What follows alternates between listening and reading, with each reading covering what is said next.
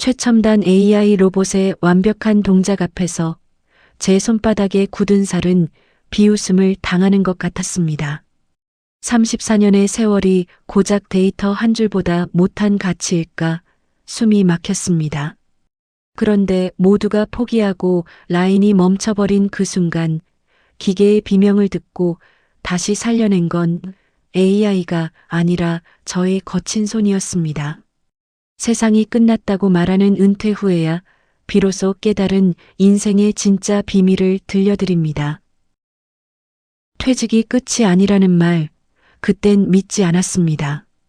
34년입니다. 28살에 처음 이 공장 문을 들어섰을 때 저는 기계 앞에서 두 손이 떨렸습니다. 선배가 알려주는 대로 버튼을 누르고 레버를 당기고 컨베이어 벨트 위로 흘러가는 부품들을 눈으로 쫓았습니다. 점심시간 종이 울리면 그제야 배가 고프다는 걸 알았고 퇴근 시간이 되면 그제야 다리가 아프다는 걸 깨달았습니다. 그렇게 정신없이 일하던 청년이 어느새 62살이 되었습니다. 그리고 오늘 저는 이 공장에서의 마지막 출근을 했습니다. 아침 5시에 눈이 떠졌습니다. 평소보다 1시간이나 일찍이었습니다. 창밖은 아직 어두웠고 저 멀리 공장지대 쪽에서는 벌써 굴뚝 연기가 피어오르고 있었습니다. 34년 동안 매일 보던 풍경이었습니다. 그런데 오늘따라 그 풍경이 낯설게 느껴졌습니다. 마치 처음 보는 것처럼, 아니 다시는 보지 못할 것처럼. 아내가 아침으로 미역국을 차려주었습니다. 생일도 아닌데 웬 미역국이냐고 물었더니 아내는 아무 말 없이 웃기만 했습니다. 나중에야 알았습니다. 새로운 시작을 축하하는 의미였다는 것을. 신발장 위에 놓인 출입증을 집어들었습니다. 34년 동안 매일 목에 걸었던 그 출입증이 오늘따라 유난히 무겁게 느껴졌습니다. 버스 창가에 앉아 바깥을 바라보았습니다. 출근길 풍경은 34년 전이나 지금이나 크게 다르지 않았습니다. 졸린 눈을 비비며 버스에 오르는 직장인들, 그리고 학생들. 세상은 여전히 바쁘게 돌아가고 있었습니다. 그런데 저만 이 흐름에서 빠져나가는 것 같았습니다. 내일부터는 이 버스를 타지 않아도 됩니다. 그 사실이 해방감보다는 막막함으로 다가왔습니다.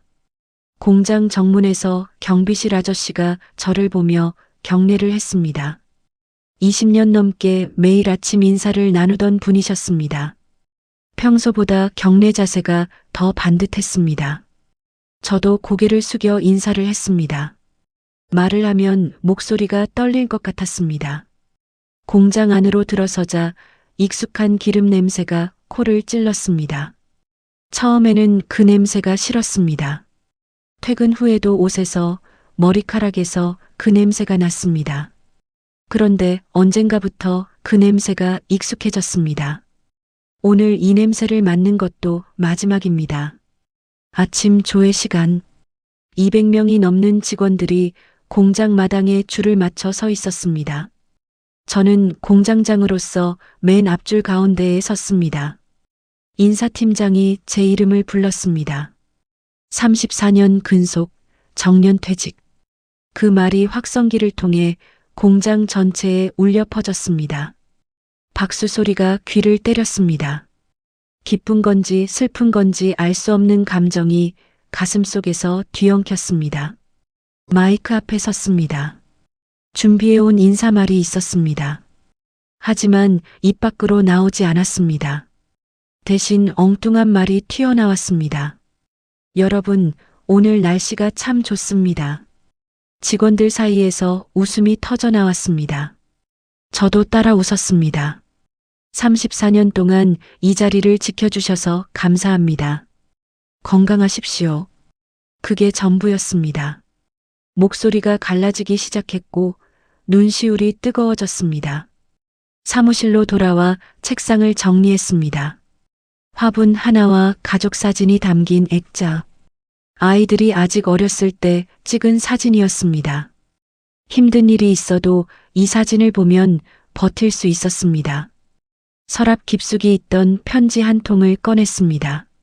15년 전 공장장으로 승진했을 때 아버지가 보내주신 편지였습니다. 아들아, 높은 자리에 올랐으니 더 낮은 자세로 살아라. 내가 자랑스럽다. 5년 전에 돌아가신 아버지의 목소리가 들리는 것 같았습니다. 그리고 34년 동안 제 분신과도 같았던 출입증을 목에서 벗어 책상 위에 내려놓았습니다. 마치 내 이름 석자를 떼어놓고 나오는 기분이었습니다. 내일부터 나는 그저 길거리의 노인이 되겠구나 하는 생각이 들었습니다. 공장 문을 나서 버스 정류장까지 걷는 그 짧은 길이 34년의 세월만큼이나 무거웠습니다.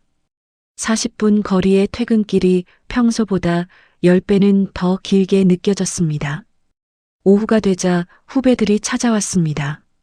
그중 생산부 김 과장이 기억에 남습니다. 15년 전 신입사원으로 들어와 제가 직접 가르쳤던 후배였습니다. 처음에는 실수투성이었지만 포기하지 않았습니다. 지금은 핵심 인력이 되었습니다. 그가 갑자기 허리를 깊이 숙였습니다. 공장장님이 아니었으면 저는 진작에 이 회사를 그만뒀을 겁니다. 저는 아무 말도 하지 못하고 그의 어깨를 툭툭 두드려줄 뿐이었습니다. 퇴근 시간, 마지막으로 공장을 한 바퀴 돌았습니다. 공장 한쪽 구석에 오래된 프레스 기계가 있었습니다. 제가 신입사원 때 처음 다루었던 기계였습니다. 손을 뻗어 차가운 금속 표면을 만졌습니다. 떨리는 손으로 버튼을 누르던 그때의 저, 언젠가는 이 공장을 이끄는 사람이 되겠다고 다짐하던 그때의 저, 그 꿈을 이루었습니다. 하지만 지금 이 순간 기쁨보다는 허탈함이 더 컸습니다. 공장 정문을 나서며 뒤를 돌아보았습니다. 저녁 노을이 공장 건물을 붉게 물들이고 있었습니다. 아름다웠습니다. 하지만 그 아름다움이 슬펐습니다. 집에 도착하자 아내가 현관문을 열어주었습니다. 제 얼굴을 보더니 아무 말 없이 안아주었습니다. 저는 아내의 품에서 한참을 서 있었습니다. 34년 동안 참아왔던 눈물이 한꺼번에 쏟아졌습니다. 그날 밤 잠이 오지 않았습니다. 퇴직이 끝이 아니라는 말을 많이 들었습니다. 하지만 공허하게 느껴졌습니다. 34년 동안 쌓아온 모든 것이 하루아침에 사라졌는데 그것을 끝이 아니라고 어떻게 말할 수 있단 말입니까? 그날 밤 저는 처음으로 늙었다는 것을 실감했습니다. 사회가 저에게 말하고 있었습니다. 이제 물러날 때가 되었다고. 당신의 시간은 끝났다고. 그렇게 제 마지막 출근이 끝났습니다. 익숙했던 모든 것이 끝난 날이었습니다. 하지만 그때는 몰랐습니다. 이것이 정말 끝이 아니라는 것을. 예상치 못한 방식으로 다시 그 공장에 돌아가게 될 줄은 그날 밤에 저는 상상도 하지 못했습니다. 그때부터 저는 제 존재를 스스로 숨기기 시작했습니다. 퇴직 후 한 달이 지났습니다. 처음 일주일은 그럭저럭 견딜만 했습니다. 밀린 잠을 자고 오랜만에 아내와 시장에도 가고 동네 뒷산도 올랐습니다. 34년 동안 제대로 쉬어본 적이 없었으니 당연한 휴식이라고 생각했습니다. 그런데 둘째 주부터 이상한 기분이 들기 시작했습니다. 아침에 눈을 떠도 일어날 이유가 없었습니다. 알람 소리 없이 맞는 아침이 처음에는 좋았는데 점점 그 고요함이 무섭게 느껴졌습니다. 아내는 평소처럼 아침을 차리고 장을 보러 나갔습니다. 저만 거실 소파에 앉아 멍하니 텔레비전을 보고 있었습니다. 채널을 돌리는 것 외에는 할 일이 없었습니다. 셋째 주가 되자 몸이 근질거리기 시작했습니다. 34년 동안 매일 같은 시간에 출근하던 몸이 적응을 하지 못했습니다. 밤에 잠이 오지 않아 새벽 2, 3시까지 뒤척이다 겨우 잠들면 아침 10시가 넘어서야 눈이 떠졌습니다. 아무것도 하지 않는데 하루가 후다닥 지나갔습니다. 넷째 주가 되자 우울함이 찾아왔습니다. 아무것도 하기 싫었습니다. 밥맛도 없고 아내가 말을 걸어도 대꾸하기 귀찮았습니다. 가끔은 이유 없이 화가 났습니다. 그러던 어느 날 전화가 왔습니다. 회사 인사팀 박 과장이었습니다. 회사에서 제안 드릴 게 있다며 직접 만나고 싶다고 했습니다. 별 기대 없이 알겠다고 대답했지만 나갈 이유가 생겼다는 것만으로 조금은 마음이 가벼워졌습니다. 다음 날 오랜만에 정장을 꺼내 입었습니다. 거울 앞에서 넥타이를 맸습니다. 예전에는 눈 감고도 맬 수 있었는데 그날은 3번이나 다시 맸습니다. 회사에 도착하니 이상한 기분이 들었습니다. 불과 한 달 전까지 매일 드나들던 곳인데 마치 처음 오는 것처럼 낯설었습니다. 정문에서 방문증을 받아야 했습니다. 예전에는 출입증을 목에 걸고 당당하게 들어갔는데 이제는 방문객이 되어 있었습니다. 인사팀 회의실에서 뜻밖의 제안을 들었습니다. 계약직으로 2년간 기술 전수 업무를 맡아달라는 것이었습니다. 34년 동안 쌓아온 노하우를 후배들에게 전수해달라고 했습니다. 저는 한동안 아무 말도 하지 못했습니다. 솔직히 기뻤습니다. 아직 나를 필요로 하는 곳이 있다는 사실이 기뻤습니다. 하지만 동시에 복잡한 감정도 들었습니다. 공장장이 아닌 계약직으로 돌아간다는 것이 어떤 의미인지 머릿속으로 그려보았습니다. 며칠을 고민했습니다. 아내는 자존심 때문에 결정하지 말라고 정말로 하고 싶은지만 생각하라고 당부했습니다. 공장장이 아닌 계약직. 사람들의 시선과 내 안의 자존심이 격렬하게 충돌했습니다. 하지만 아내의 말처럼 이제는 계급장을 떼고 오직 실력으로만 증명할 때라는 생각이 들었습니다. 화려한 공장장의 껍데기를 벗고 한 명의 기술자라는 알맹이로 다시 서보기로 마음먹었습니다. 결국 저는 제안을 수락했습니다. 집에서 무너져가는 것보다는 낫다고 생각했습니다. 첫 출근 날 아침, 공장 정문으로 걸어갈 때 심장이 빠르게 뛰었습니다. 신입사원 때도 이렇게 긴장하지 않았습니다. 새로 받은 출입증에는 기술 고문이라고 적혀 있었습니다. 예전 출입증에 공장장이라는 글자가 떠올랐습니다. 나쁘지 않은 직함이었지만 왠지 마음 한구석이 쓸쓸했습니다. 공장 안으로 들어서자 사람들의 시선이 느껴졌습니다. 어떤 사람은 반갑게 인사했고, 어떤 사람은 고개만 까딱했고, 어떤 사람은 못 본 척 지나갔습니다. 예전에는 제가 지나가면 모두가 허리를 숙여 인사했습니다. 그 당연함이 사라졌습니다. 제 자리는 사무실 구석에 마련되어 있었습니다. 예전 공장장실에는 새 공장장이 들어와 있었습니다. 저보다 15살이나 어린 후배였습니다. 제가 과장이었을 때 신입사원으로 들어왔던 친구가 이제 공장장이 되어 제 자리에 앉아 있었습니다. 세대교체는 당연한 것이라고 스스로를 다독였지만 복잡한 감정이 밀려왔습니다. 둘째 주부터 미묘한 변화를 느끼기 시작했습니다. 제가 다가가면 사람들이 어색해했습니다. 대화를 나누다가도 슬슬 자리를 피했습니다. 처음에는 제 착각이라고 생각했지만 시간이 지날수록 확신이 들었습니다. 어느 날 점심시간에 그 이유를 알게 되었습니다. 구내식당에서 밥을 먹고 있는데 옆 테이블에서 젊은 직원들이 이야기하는 소리가 들렸습니다. 퇴직하신 분이 왜 다시 오신 거야? 좀 쉬시지. 예전 공장장님이 옆에 계시니까 감시당하는 느낌이야. 가슴이 철렁 내려앉았습니다. 밥맛이 사라졌습니다. 저는 조용히 식판을 들고 그들과 눈이 마주치지 않게 고개를 숙이고 식당을 나왔습니다. 그날 밤 집에서 아내에게 아무 말도 하지 않았습니다. 잠자리에 누워서도 그 말들이 계속 귓가에 맴돌았습니다. 나는 그저 도움이 되고 싶었을 뿐인데, 내 경험을 나누고 싶었을 뿐인데, 그것이 그들에게는 불편함으로 느껴졌던 것입니다. 그때부터 저는 스스로를 숨기기 시작했습니다. 현장에 나가도 적극적으로 다가가지 않았습니다.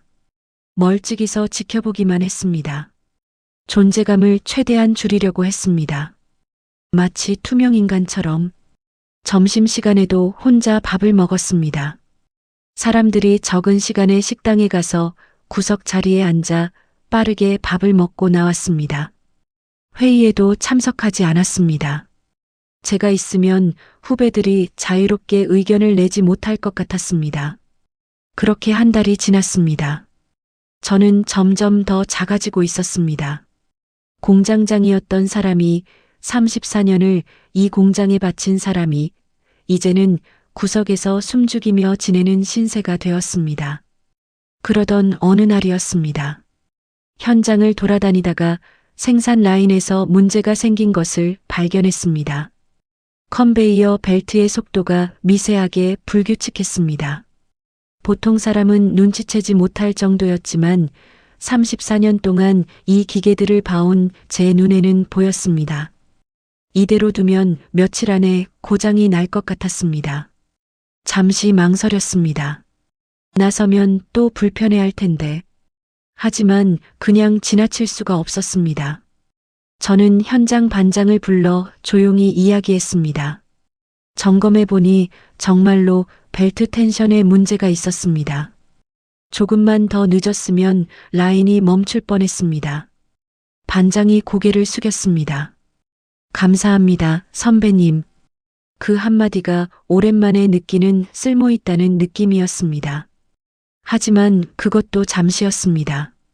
다음 날 현장에 나가니 또다시 어색한 분위기였습니다. 저는 다시 구석으로 물러났습니다. 어느 날 퇴근길에 공장 정문을 나서다가 걸음을 멈추었습니다. 저녁 노을이 공장 건물을 비추고 있었습니다.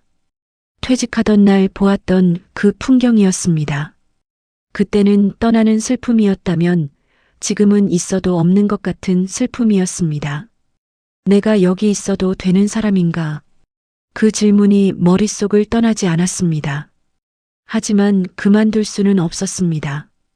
다시 집에 돌아가서 아무것도 하지 않는 생활로 돌아가는 것이 두려웠습니다. 그래서 버텼습니다. 불편한 시선 속에서, 어색한 분위기 속에서 그냥 버텼습니다. 하지만 그때는 몰랐습니다. 이 시간들이 저에게 새로운 시각을 열어줄 거라는 것을, 아래에서 바라본 현장이 얼마나 다른 얼굴을 하고 있는지 곧 깨닫게 될 거라는 것을요. 내가 빠지면 엉망이 될 줄 알았던 현장이 아니었습니다. 계약직으로 돌아온 지 2달이 지났습니다. 처음에 어색함은 여전했지만 조금씩 적응이 되어가고 있었습니다. 그런데 이상한 일이 생겼습니다. 현장을 돌아다니면서 예전에는 보이지 않던 것들이 보이기 시작한 것입니다. 그날도 평소처럼 생산 라인을 돌아보고 있었습니다. 라인 한쪽에서 26쯤 되어 보이는 젊은 작업자가 구슬땀을 흘리며 부품을 조립하고 있었습니다. 손놀림이 빨랐습니다. 컨베이어 벨트 위로 부품이 쉴 새 없이 흘러왔고 그는 정신없이 그것들을 처리하고 있었습니다. 저는 멀찍이서 그 모습을 지켜보았습니다. 문득 이런 생각이 들었습니다. 저렇게 빠른 속도로 계속 일하면 실수가 나오지 않을까? 그 생각이 들자마자 청년이 부품 하나를 잘못 끼웠습니다. 나사 하나를 빠뜨린 것이었습니다. 저는 다가가서 조용히 알려주었습니다. 청년은 화들짝 놀라 연신 사과했습니다. 그 모습을 보면서 생각에 잠겼습니다. 공장장으로 있을 때 저는 현장 작업자들의 실수에 엄격했습니다. 왜 이런 기본적인 실수를 하느냐고 호되게 질책했습니다. 하지만 지금 직접 지켜보니 그게 그렇게 간단한 문제가 아니었습니다. 작업자들은 하루 종일 같은 동작을 수백 번, 수천 번 반복합니다. 그 와중에 실수 하나 없이 완벽하게 일하라는 것은 불가능에 가까운 요구였습니다. 저는 그것을 몰랐습니다. 아니, 알려고 하지 않았습니다. 위에서 내려다보기만 했지 직접 그 자리에 서본 적이 없었습니다. 보고서로 올라오는 숫자만 보았지 그 숫자 뒤에 있는 사람들의 땀과 고단함은 보지 못했습니다. 점심시간에도 새로운 것을 발견했습니다. 작업자들이 식당으로 향하는 발걸음이 빨랐습니다. 점심시간이 딱 1시간이었기 때문입니다. 식당이 붐비면 줄 서는 데만 15분, 밥 먹는데 20분, 남은 25분 동안 잠깐 눈을 붙이는 게 전부였습니다. 저는 공장장으로 있을 때 점심시간을 30분 늘리자는 제안을 거절한 적이 있었습니다. 생산성에 영향을 준다는 이유였습니다. 지금 생각하면 부끄러운 일입니다.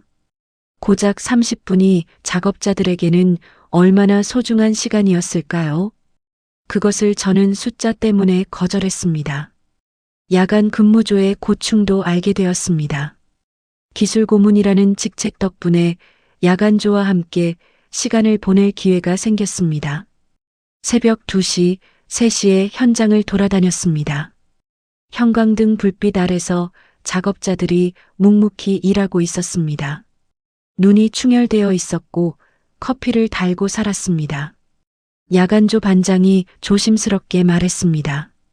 일주일마다 교대하니까 몸이 적응할 시간이 없다고. 적응할 만하면 또 바뀌어서 다들 만성 수면 부족에 시달린다고. 예전에도 교대 주기를 2주일로 늘려달라는 건의가 있었지만 저는 거절했습니다. 관리하기 편하다는 이유였습니다. 관리자인 제 편의를 위한 것이었지 현장 작업자들을 위한 것은 아니었습니다. 그때의 저는 사람이 아니라 숫자를 경영하고 있었습니다. 내가 지시했던 생산성 1%라는 차가운 숫자 뒤에는 누군가의 간절한 수면 부족과 누군가의 퉁퉁 부은 다리가 있었다는 것을 62 현장 구석 낡은 의자에 앉고 나서야 비로소 알았습니다. 생산성 1%를 올리기 위해 누군가의 휴식을 빼앗고 관리의 효율을 위해 누군가의 망가진 수면 리듬을 모른 척했습니다. 내가 앉아있던 공장장 의자가 사실은 현장의 뜨거운 숨소리를 가려버리는 거대한 벽이었음을 62살이 되어서야 비로소 알게 되었습니다. 그런 반성을 하던 중에 또 다른 변화를 목격했습니다. 새 공장장이 현장을 바꾸기 시작한 것입니다. 그는 저와 완전히 다른 방식으로 현장을 운영했습니다. 저는 주로 회의실에서 보고를 받았지만 새 공장장은 직접 현장으로 내려갔습니다. 매일 아침 현장을 돌며 작업자들과 직접 이야기를 나누었습니다. 처음에는 비효율적이라고 생각했습니다. 하지만 결과는 달랐습니다. 현장 분위기가 눈에 띄게 좋아졌습니다. 작업자들의 표정이 밝아졌습니다. 어느 날 점심시간이 1시간 반으로 늘어났습니다. 제가 거절했던 그 제안이 실현된 것입니다. 결과는 놀라웠습니다. 점심시간이 늘어났는데 오히려 생산성이 올라갔습니다. 작업자들이 충분히 쉬고 나니 오후 집중력이 높아졌기 때문입니다. 교대 주기도 일주일에서 2주일로 바뀌었습니다. 야간조 작업자들의 얼굴에서 그늘이 조금씩 걷혔습니다. 저는 할 말을 잃었습니다. 제가 숫자 때문에 거절했던 것을 새 공장장은 사람을 믿고 실행했습니다. 그리고 성공했습니다. 한편으로는 뿌듯했습니다. 내가 가르쳤던 후배가 훌륭하게 성장했구나. 하지만 다른 한편으로는 씁쓸했습니다. 내가 못했던 것을 후배가 해내고 있었습니다. 그것은 곧 내가 틀렸다는 뜻이기도 했습니다. 34년 동안 나름대로 최선을 다했다고 생각했습니다. 하지만 돌아보니 의문이 들었습니다. 나는 정말 직원들을 위해 일했을까? 아니면 숫자를 위해, 성과를 위해, 승진을 위해 일했을까? 후회가 밀려왔습니다. 더 잘할 수 있었는데, 더 귀 기울일 수 있었는데. 하지만 이미 지난 일이었습니다. 제가 할 수 있는 것은 지금부터라도 다르게 행동하는 것이었습니다. 그래서 태도를 바꾸기로 했습니다. 후배들이 기술적인 질문을 하면 성심껏 대답해 주었습니다. 예전 같으면 이 정도는 알아서 해야지 했을 텐데 이제는 모르면 물어보는 게 당연하다고 말해 주었습니다. 작업자들에게도 조금씩 다가갔습니다.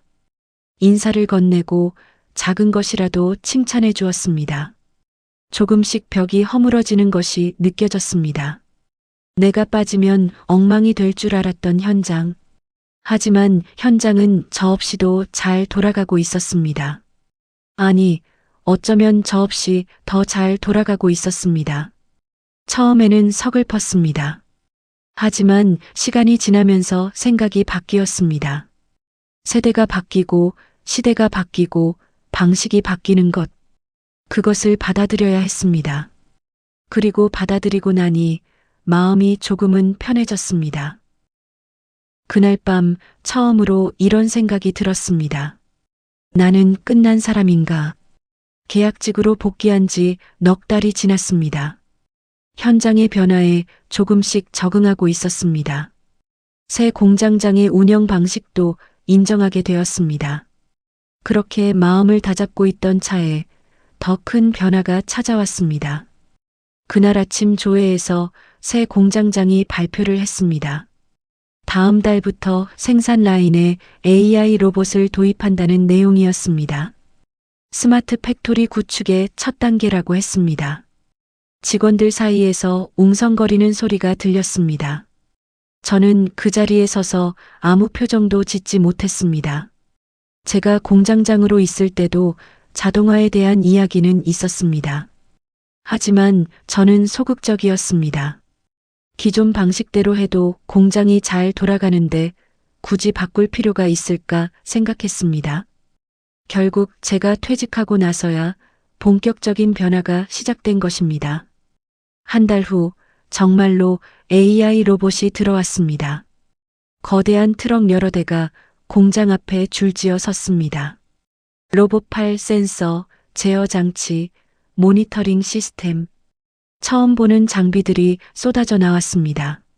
설치하는데 일주일이 걸렸습니다. 저 같았으면 생산 차질 때문에 도입을 미루었을 것입니다. 하지만 새 공장장은 과감하게 결정했습니다. 시운전이 시작되었습니다. 로봇팔이 정확한 동작으로 부품을 집어 올렸습니다. 사람 손보다 빠르고 정확했습니다. 실수가 없었습니다. 지치지도 않았습니다. 쉬지 않고 같은 동작을 반복했습니다. 로봇의 매끄럽고 차가운 금속 광택이 조명 아래서 번뜩였습니다. 그 완벽한 움직임 앞에서 기름때 절고 상처투성이인 제 거친 손은 마치 설 자리를 잃은 구식 유물처럼 느껴졌습니다. 그 모습을 보면서 묘한 감정이 들었습니다. 저 로봇이 하는 일을 예전에는 사람이 했습니다.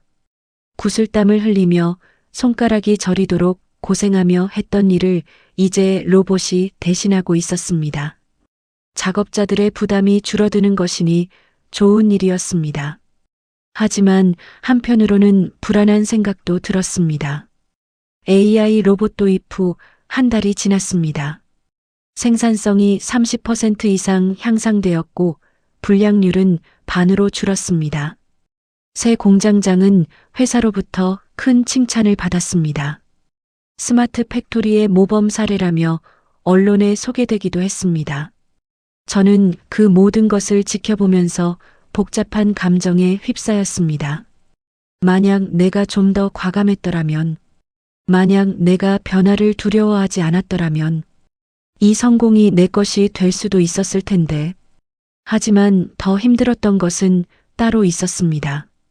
AI 로봇이 도입되면서 제 역할이 점점 줄어들기 시작한 것입니다. 34년. 그 긴 세월 동안 제가 쌓아온 것은 단순한 기술이 아니라 인생 그 자체였다고 믿었습니다.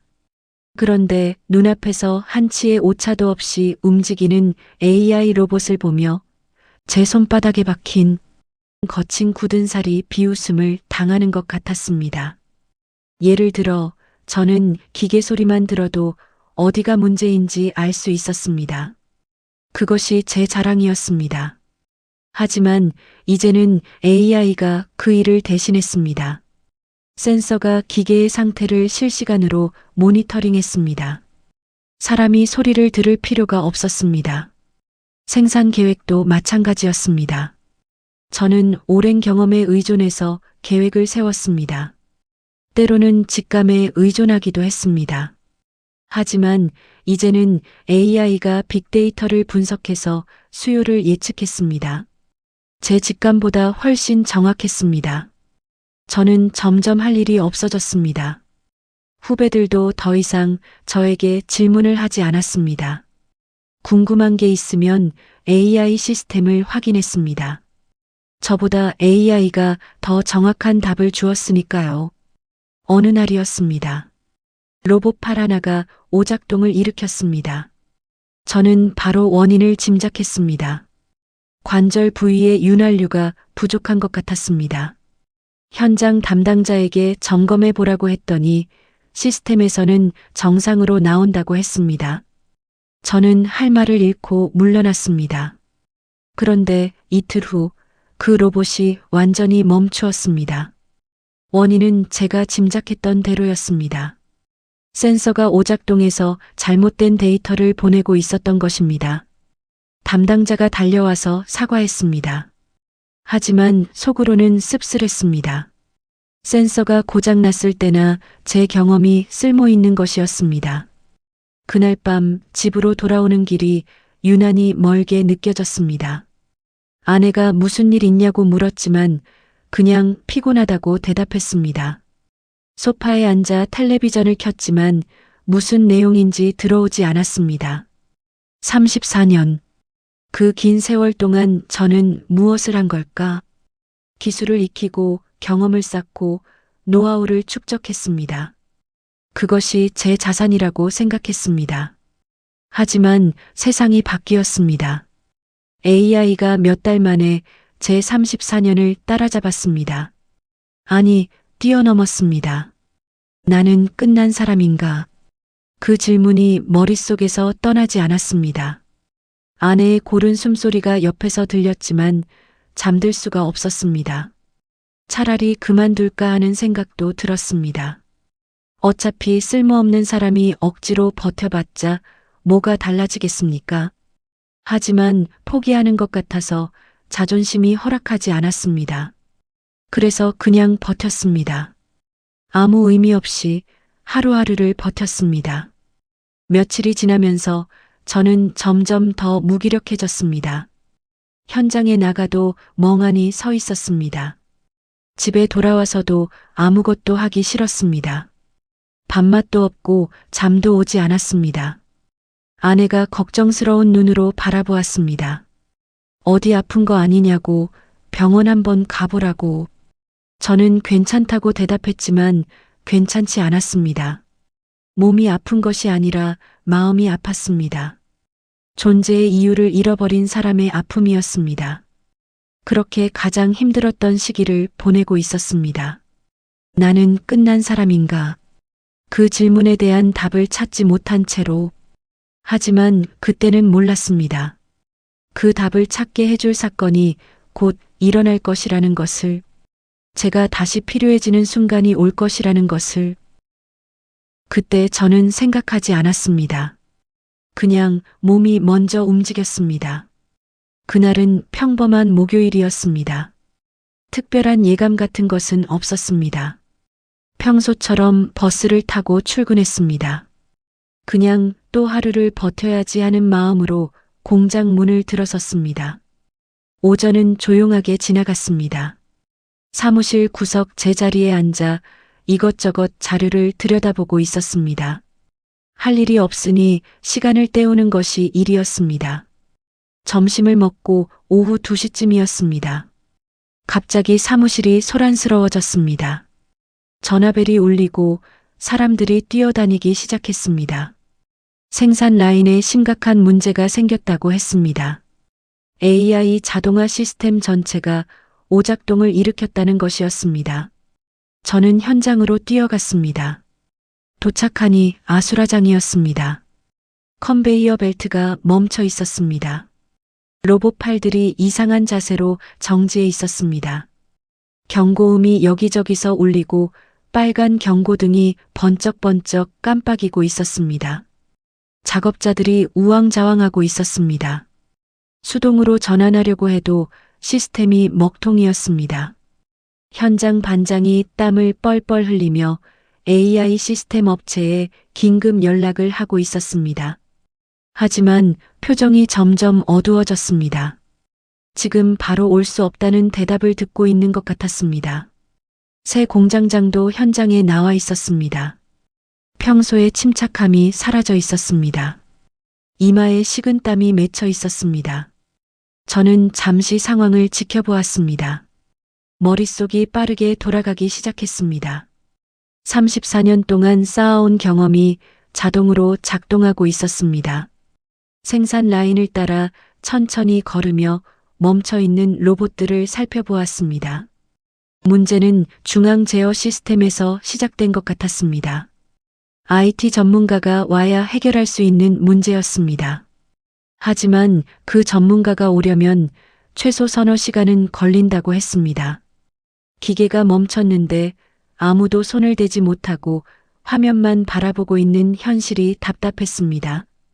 예전에는 기계가 멈추면 사람이 해결하는 게 당연했는데 이제는 전문가가 오기만을 기다려야 하는 기계의 노예가 된 것만 같아 참을 수가 없었습니다. 오늘 저녁까지 출하해야 하는 물량이 있었습니다. 그것을 못 맞추면 거래처에 피해가 가고 위약금을 물어야 할 수도 있었습니다. 그때 새 공장장이 다가왔습니다. 얼굴이 창백했습니다. 선배님, 어떻게 해야 할까요? 이런 상황은 처음이라서 뭘 어떻게 해야 할지 모르겠습니다. 그 모습을 보는 순간 제 안에서 뭔가가 꿈틀거렸습니다. 오랫동안 잠들어 있던 공장장으로서의 본능이 깨어나기 시작했습니다. 저는 그의 어깨를 잡고 말했습니다. 침착해. 방법이 있어. 저는 빠르게 판단을 내렸습니다. AI 시스템은 포기하고 수동으로 전환해서 운영하자. 전 라인을 다 가동하지 말고 오늘 출하해야 하는 물량만 집중하자. 핵심 라인만 수동으로 돌리면 인력이 부족하지 않다. 새 공장장의 눈이 커졌습니다. 왜 그 생각을 못했을까? 저는 바로 행동에 들어갔습니다. 현장 반장들을 불러 모아 상황과 대응 계획을 설명하고 각 라인별로 역할을 분담했습니다. 저는 C라인으로 걸어갔습니다. 기괴하게 비틀린 채 멈춰선 로봇팔이 제 길을 막고 있었습니다. 저는 그 차가운 금속 팔에 가만히 손을 얹었습니다. 희미한 진동과 기름 냄새, 과부하로 달아오른 열기. AI가 탑재된 최신식 로봇이라지만 결국 이 녀석의 뼈대가 꺾이는 각도와 맞물리는 압력은 제가 34년간 만져온 90프레스 기계와 다를 게 없었습니다. 저는 매뉴얼을 찾는 대신 제 몸의 기억을 믿기로 했습니다. 로봇의 구동축을 수동으로 하나하나 풀어내기 시작했습니다. 굳어버린 로봇팔을 제 어깨 힘으로 천천히 밀자 억눌려 있던 유압이 빠지며 기계가 원래의 수평을 찾아갔습니다. 34년의 세월은 머리가 아니라 손끝에 굳은 살에 새겨져 있었습니다. 제 손길이 닿을 때마다 거칠게 울리던 경고음이 하나둘 잦아들었습니다. 로봇들이 모두 꺼지자 라인이 비어 보였습니다. 그 빈자리를 사람이 채워야 했습니다. 저는 작업자들을 배치하기 시작했습니다. 34년 동안 수없이 해왔던 일이었습니다. 속도 맞춰서 가자. 급하다고 서두르면 실수 나온다. 평소대로 하면 된다. 처음에는 손이 서툴렀지만 원래 다들 손으로 일하던 사람들이었습니다. 조금씩 속도가 붙기 시작했습니다. 저는 라인 전체를 돌아다니며 병목이 생기는 곳에 인력을 재배치하고 속도가 느린 곳에는 직접 가서 요령을 알려주었습니다. 정신없이 움직이다 보니 해가 뉘엿뉘엿 지고 있었습니다. 4시간 넘게 쉬지 않고 일한 것이었습니다. 하지만 피곤하지 않았습니다. 살아있다는 느낌이 들었습니다. 저녁 7시. 드디어 오늘 출하 물량을 다 채웠습니다. 현장에서 함성이 터져 나왔습니다. 작업자들이 서로 얼싸안았습니다. 저도 그 자리에서 숨을 고르고 있었습니다. 해냈다는 성취감이 밀려왔습니다. 새 공장장이 다가와 허리를 깊이 숙였습니다. 감사합니다. 선배님 아니었으면 오늘 큰일 날 뻔했습니다. 저는 그를 일으켜 세웠습니다. 뭘 그래? 나도 이 공장 사람인데 당연히 해야 할 일을 한 것뿐이야. 그 말이 입에서 나오는 순간 저도 깜짝 놀랐습니다. 나도 이 공장 사람이다. 계약직으로 돌아온 이후 한 번도 그렇게 생각해 본 적이 없었습니다. 하지만 오늘 이 순간 저는 다시 이 공장의 일원이 된 느낌이었습니다. 집에 돌아오니 밤 11시가 넘었습니다. 아내가 왜 이렇게 늦었냐고 걱정했습니다. 저는 아내를 안아주며 말했습니다. 괜찮아. 오늘 좋은 일 있었어. 그날 밤 오랜만에 깊이 잠들었습니다. 나는 끝난 사람인가? 며칠 전까지 그 질문에 시달렸습니다. 하지만 오늘 답을 찾은 것 같았습니다. 아직 끝나지 않았다. 아직 할 수 있는 일이 있다. 다음 날 아침 출근길이 어제와는 달랐습니다. 버스에서 내려 공장 정문으로 걸어가는 발걸음이 가벼웠습니다. 몇 달 만에 느끼는 가벼움이었습니다. 어깨가 펴졌습니다. 고개가 올라갔습니다. 하늘이 유난히 파랗게 보였습니다.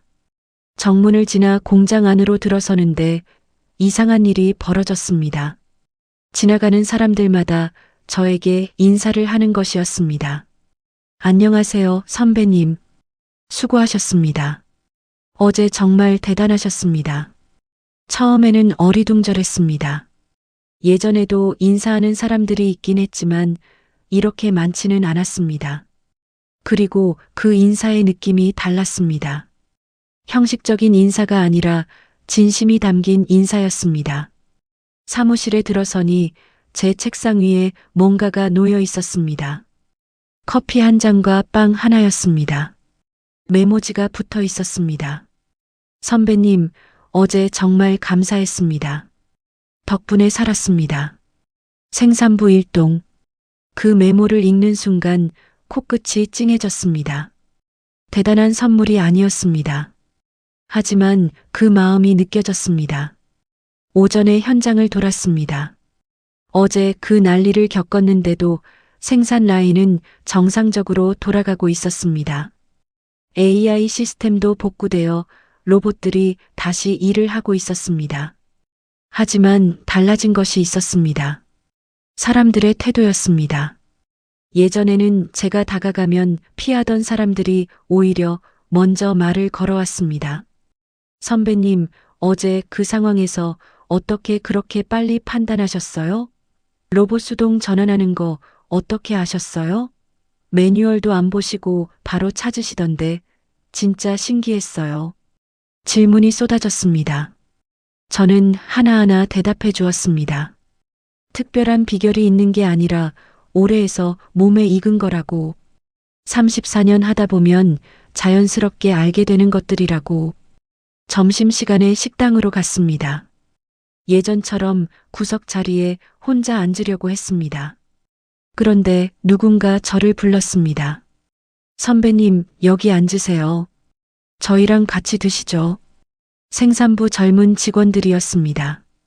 예전 같았으면 저와 같은 테이블에 앉는 것을 불편해했을 사람들이었습니다. 저는 그 자리에 앉았습니다. 의외로 편했습니다. 젊은 직원들이 이런저런 이야기를 했습니다. 그러다가 한 직원이 조심스럽게 물었습니다. 선배님은 왜 다시 회사에 오셨어요? 퇴직하시고 편하게 쉬실 수도 있으셨을 텐데. 저는 솔직하게 대답했습니다. 처음에는 나도 잘 몰랐어. 그냥 뭐라도 해야 할 것 같아서 왔지. 근데 지금 생각해보면 이 공장이 내 삶이었던 것 같아. 34년을 여기서 보냈으니까. 여기를 떠나면 내가 누군지 모르겠더라고. 젊은 직원들이 고개를 끄덕였습니다. 선배님 다시 오셔서 정말 다행이에요. 앞으로도 오래오래 계셔주세요. 그 말들이 가슴에 와닿았습니다. 점심을 먹고 사무실로 돌아오는데 새 공장장이 저를 찾았습니다. 잠깐 시간 되시면 제 사무실로 오시겠습니까? 새 공장장 사무실. 예전에 제가 쓰던 그 방이었습니다. 그는 평소에 자신만만하던 모습은 간데없고 눈 밑에는 짙은 다크서클이 내려와 있었습니다. 한참 동안 제 눈을 피하며 손가락만 만지작거리던 그가 무겁게 입을 열었습니다. 선배님, 사실 저 어제 한숨도 못 잤습니다. 로봇들이 한꺼번에 멈춰 섰을 때 머릿속이 하얘지더라고요. 최신 시스템이니 AI니 큰 소리를 쳤는데 정작 기계가 멈추니까 저는 할 줄 아는 게 아무것도 없는 어린애가 된 기분이었습니다. 그는 깊은 한숨을 내쉬며 고개를 숙였습니다. 선배님이 계약직으로 오셨을 때 저는 선배님이 제 자리를 감시하러 온 줄로만 알았습니다.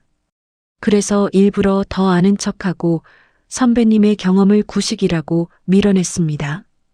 그런데 진짜 위기가 닥치니까 제가 매달릴 곳은 시스템이 아니라 선배님의 단단한 어깨뿐이었습니다. 그가 자리에서 일어나 제 앞으로 다가왔습니다. 그리고 허리를 깊이 숙였습니다. 선배님, 못난 후배를 용서하십시오. 선배님이 쌓아오신 세월을 제가 너무 가볍게 여겼습니다. 저는 한참 동안 아무 말도 하지 못했습니다. 이런 사과를 받을 줄 몰랐습니다. 저는 고개를 깊이 숙인 그의 어깨를 가만히 감싸 안았습니다. 그는 더 이상 저를 견제하던 공장장이 아니라 제가 아끼고 가르쳤던 후배였습니다. 제 어깨에 기댄 그의 떨림이 고스란히 전해져 왔습니다. 한참 만에 겨우 입을 열었습니다. 아니야, 나도 잘못한 게 있어. 내가 먼저 마음을 닫고 있었어. 계약직이라는 신분에 주눅들어서 스스로를 숨기고 있었어. 새 공장장이 말했습니다. 선배님, 앞으로 회의에 참석해 주셨으면 합니다. 선배님 의견을 듣고 싶습니다. 선배님의 경험이 필요합니다. 알겠어. 도움이 된다면야. 그날 이후로 많은 것이 달라졌습니다. 저는 더 이상 구석에서 숨어 있지 않았습니다. 당당하게 현장을 돌아다니고 후배들에게 먼저 말을 걸었습니다. 회의에도 참석하기 시작했습니다. 제 의견이 채택될 때도 있었고 그렇지 않을 때도 있었습니다. 하지만 중요한 것은 제 목소리가 들리고 있다는 것이었습니다. 현장 직원들의 태도도 완전히 달라졌습니다. 예전에는 퇴직한 노인이라고 수군거리던 사람들이 이제는 다른 호칭으로 불렀습니다. 어르신, 선배님, 그리고 가끔은 이렇게 부르는 사람도 있었습니다. 우리 공장 보물. 처음 그 말을 들었을 때 민망해서 손사래를 쳤습니다. 하지만 속으로는 뼈가 녹을 것처럼 기뻤습니다. 34년을 일하면서 많은 호칭을 들었습니다. 신입사원, 대리, 과장, 차장, 부장, 공장장. 공장장이라는 호칭이 사라졌을 때 저는 제 정체성을 잃어버린 것 같았습니다. 하지만 이제 알게 되었습니다. 호칭은 중요하지 않다는 것을. 중요한 것은 그 사람이 어떤 가치를 가지고 있느냐 하는 것이었습니다. 경험은 늙지 않습니다. 세월이 흘러도 경험의 가치는 사라지지 않습니다. 저는 이제 제 경험을 나누기로 했습니다. 움켜쥐고 있지 않고 후배들에게 전해주기로 했습니다. 제가 알고 있는 것, 제가 겪었던 것, 제가 실패했던 것까지. 그것이 제가 이 공장에서 할 수 있는 일이었습니다. 그것이 제가 여기 있는 이유였습니다. 퇴직한 노인이 아니라 경험 많은 기술자로, 짐이 아니라 자산으로, 저는 다시 이 공장의 일원이 되었습니다. 의기소침하지 마십시오. 우리는 아직 청춘입니다. 계약직으로 복귀한 지 1년이 지났습니다. 처음 2년 계약을 할 때만 해도 막막했습니다. 힘든 시간도 있었고 기쁜 시간도 있었습니다. 무너질 뻔한 적도 있었고 다시 일어선 적도 있었습니다. 그 모든 시간이 저를 성장시켰습니다. 62살에도 사람은 성장할 수 있다는 것을 알게 되었습니다. 어느 날 새 공장장이 들뜬 표정으로 찾아왔습니다. 본사에서 퇴직 시니어 전문가 제도를 도입하기로 했다는 것이었습니다. 정년 퇴직한 선배들 중에서 기술과 경험이 뛰어난 분들을 전문가로 위촉하는 제도였습니다. 계약직이 아니라 정식 직함을 부여받고 후배들에게 기술을 전수하며 위기 상황에 자문 역할을 하는 것이 주요 업무였습니다. 그리고 그 제도의 첫 번째 대상자가 바로 저였습니다. 저는 잠시 말을 잃었습니다. 새 공장장이 말을 이었습니다. 사실 이 제도는 선배님 때문에 만들어진 겁니다. 지난번 AI 시스템 장애 때 선배님이 보여주신 모습이 본사에도 보고되었습니다. 경험 많은 시니어의 가치를 회사가 인정하게 된 겁니다. 기뻤습니다. 제가 한 일이 인정받았다는 것이 기뻤습니다. 하지만 그것보다 더 기뻤던 것은 따로 있었습니다. 저 때문에 다른 시니어들도 기회를 얻게 된다는 것. 제가 겪었던 어려움을 다른 분들은 겪지 않아도 된다는 것. 그것이 더 기뻤습니다. 그날 저녁 아내에게 이야기했습니다. 아내는 제 손을 꼭 잡았습니다. 잘 됐네요. 그동안 고생 많았어요. 아내의 눈에도 눈물이 고여 있었습니다. 저보다 더 힘들었을 것입니다. 제가 무너져 있을 때 옆에서 묵묵히 곁을 지켜준 아내가 고마웠습니다. 그날 밤 오랜만에 거울 앞에 섰습니다. 63살의 제가 서 있었습니다. 흰 머리카락이 부쩍 늘었고 이마의 주름도 깊어졌습니다. 하지만 눈빛은 달랐습니다. 1년 전 퇴직하던 날의 불안과 두려움 대신 앞을 향해 나아갈 수 있다는 자신감이 있었습니다. 나는 아직 청춘이다. 문득 그런 생각이 들었습니다. 청춘이라는 것이 나이의 문제가 아니라는 것을 깨달았습니다. 청춘은 마음의 상태입니다. 새로운 것을 배우려는 의지, 어려움 앞에서도 포기하지 않는 끈기, 내일을 향해 한 발짝 나아가려는 용기. 그것이 있다면 60이든 70이든 청춘입니다. 시니어 전문가로 위촉된 후 일상이 달라졌습니다. 주 3일 출근으로 바뀌었습니다. 처음에는 그 자유시간이 어색했습니다. 하지만 점점 그 시간을 채워나갔습니다. 아침에는 동네 뒷산에 올랐습니다. 34년 동안 바로 옆에 있었는데 제대로 올라본 적이 없었습니다. 천천히 산길을 오르며 새소리를 듣고 정상에서 멀리 펼쳐진 풍경을 바라보았습니다. 오후에는 책을 읽었습니다. 젊었을 때는 시간이 없어서 못 읽었던 책들을 이제야 읽었습니다. 저녁에는 아내와 함께 산책을 했습니다. 34년 동안 제대로 함께하지 못한 시간을 이제야 채우고 있었습니다. 출근하는 날에는 최선을 다했습니다. 후배들에게 기술뿐만 아니라 삶의 지혜도 나누었습니다. 실패했던 경험, 후회했던 결정, 배웠던 교훈. 후배들은 진지하게 받아들였습니다. 돌이켜보면 퇴직은 끝이 아니었습니다. 방향을 바꾸는 일이었습니다. 흔히 은퇴를 리타이어, 타이어를 다시 갈아 끼우는 일이라고 말합니다. 하지만 저에게 퇴직은 내 인생의 운전대를 내가 직접 잡기로 한 결정이었습니다. 회사가 정해준 목적지가 아니라 내가 가고 싶은 길로, 내가 원하는 속도로 나아가는 것. 그것이 진짜 인생의 시작이었습니다. 세상은 우리를 끝난 사람이라 부르며 무대 뒤로 밀어내려 하지만 사실 우리는 단 한 번도 열정을 멈춘 적이 없었습니다. 우리의 굳은 살은 무의미한 흉터가 아니라 시대를 버텨온 자랑스러운 훈장이기 때문입니다. 저와 같은 나이의 선배님들께 말씀드리고 싶습니다. 의기소침하지 마십시오. 우리가 살아온 세월, 우리가 쌓아온 경험, 그 모든 것이 우리의 자산입니다. 기술이 아무리 발전해도 경험을 대신할 수는 없습니다. 시스템이 무너졌을 때 그것을 다시 세울 수 있는 것은 사람의 경험입니다. 후배들에게도 말씀드립니다. 선배들의 경험을 무시하지 마십시오. 언젠가 여러분도 우리 나이가 됩니다. 선배들을 어떻게 대하는지가 나중에 여러분이 어떻게 대우받을지를 결정합니다. 저는 오늘도 출근합니다. 매일은 아니지만 필요할 때 부름받습니다. 공장 정문을 들어설 때마다 가슴이 뜁니다.